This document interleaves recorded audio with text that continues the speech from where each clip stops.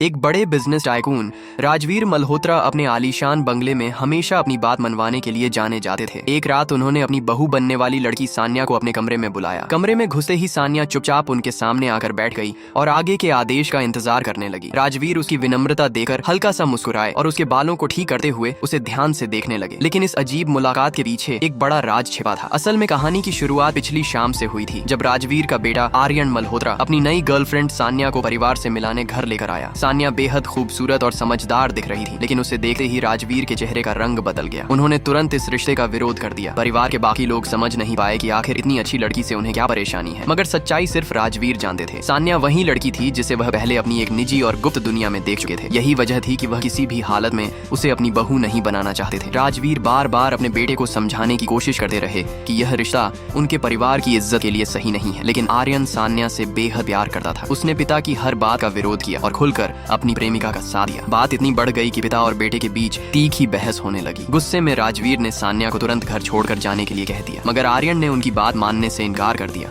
और सबके सामने सान्या को अपने कमरे में ले गए। अपने ही बेटे की अवहेलना से राजवीर अंदर ही अंदर जल उठे। तभी ऊपर कमरे से हंसी और ताश खेलने की आवाजें आने लगी। ये सुनकर उनका गुस्सा और बढ़ गया। बेटे के कमरे से बाहर जाते ही उन्होंने सान्या को अकेले अपने कमरे में बुला लिया और वहीं से शुरू हुआ वह रहस्यमयी पल जिसने इस परिवार के रिश्तों को हमेशा के लिए बदलने की नींव रखी।